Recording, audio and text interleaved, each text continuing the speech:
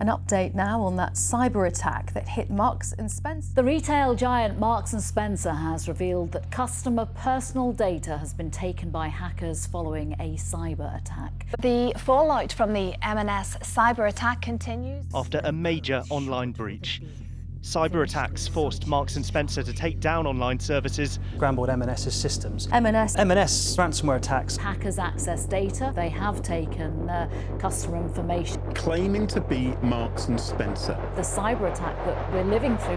No, the impact of an attack like this can take months to overcome.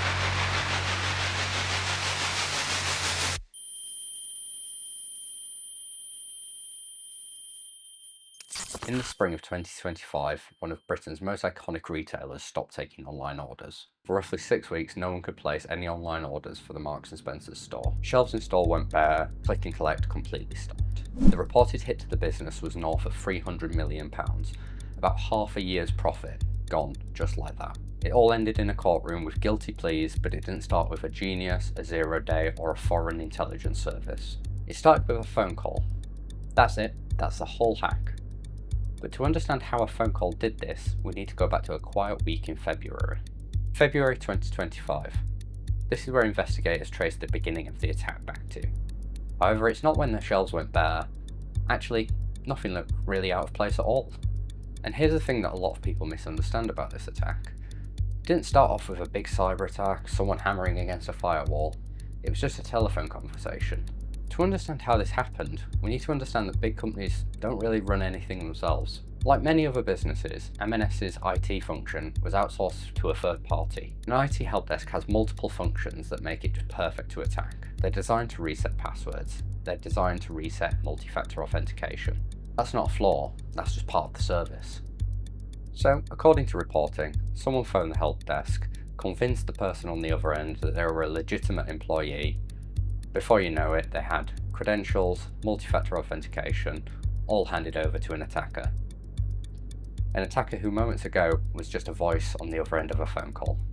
And this is sort of what's crazy about this, or maybe not so crazy, is that there was no malware, no exploit, no one hacked a computer. Someone had simply lied to a human being whose entire job was to be helpful. The group reportedly behind this attack was known as Scattered Spider, and this is exactly what they do. They don't code, they don't release exploits, they don't produce exploits, they just socially engineer people within businesses. And that should unsettle you more than any hacker in a hoodie, because you can patch a server, but you can't patch a human whose job it is to be helpful. Once you're in, you're a user, a trusted one. And this is where this phone call becomes a catastrophe. The attackers move through the network exactly how an employee would. Well, because as far as the system's concerned, they were one.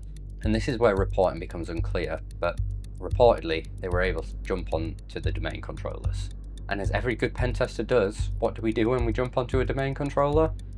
That's right, the NTDS.dit file. For those who are watching who aren't pen testers, this NTDS file is essentially every username and password for everyone in Marks & Spencer's. And don't worry, those passwords aren't clear text. You can't just read that Joanne's password was password 1, for example. However, once you've got that file, it means you don't have to touch the M&S systems anymore. I can take this file offline and produce an unlimited number of password attempts in order to try and break into them. Which is reportedly exactly what happened.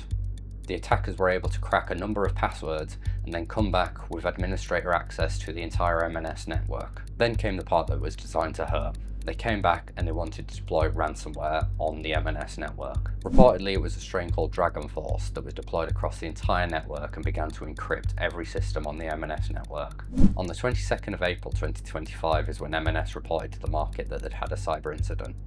Online orders stopped and stayed stopped for around 46 days. 6 weeks for a retailer in 2025 whose primary business came from online shopping. The reported financial hit was around £300 million.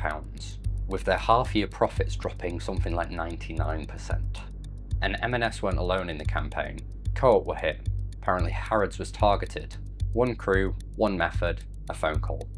If you step back and take a look at the shape of it, a phone call became a password reset. A password reset became access. Access became the password database. The password database became ransomware. Ransomware became a £300 million loss and empty shelves in all their stores. Every single link of that chain is boring. It's not sophisticated. but together they're one of the most damaging cyber attacks on a British retailer in many years. I'm going to be careful here because this one actually went through the court, so I'll stick to the public record.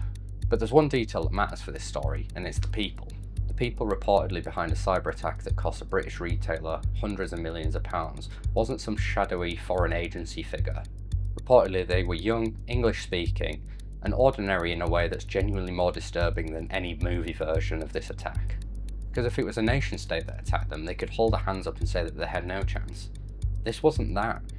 Every headline called this a sophisticated cyber attack. And I understand why. A £300 million loss sounds like it ought to be sophisticated. But calling it sophisticated is a comfortable lie that just lets the company off the hook. Because we couldn't have stopped a sophisticated cyber attack doesn't work here. But you could have stopped this with a policy change, a callback, a rule that says the help desk isn't allowed to reset a privileged account over the phone. Especially not without verifying out of band that this person is who they say they were. And here's the uncomfortable takeaway, and it's been this way for a very long time. Your security perimeter isn't the fancy firewalls and toolings that you've spent hundreds of thousands of pounds on. It includes the people on the outsourced help desk you've probably never met. It includes anyone in the business who has the power to reset a login. You can spend hundreds of millions of pounds on technology that can be easily undone by someone who just has the right permissions to reset a password. And this is because attackers aren't attacking your technology, they're attacking the trust within your business. A phone call took down Marks & Spencer's. Not a genius, not an exploit, not a 0 day. A phone call and some confidence. The reason I wanted to tell it this way, slowly, start to finish, is because this boring version is the true version, and the true version is the one that might actually stop it happening to you. So this is kind of a new video for this channel, so if you've enjoyed them, the real stories of breaches told properly, then please leave a like down below, and also tell me about any other stories you'd like me to break down. I've been Dale, thank you for watching.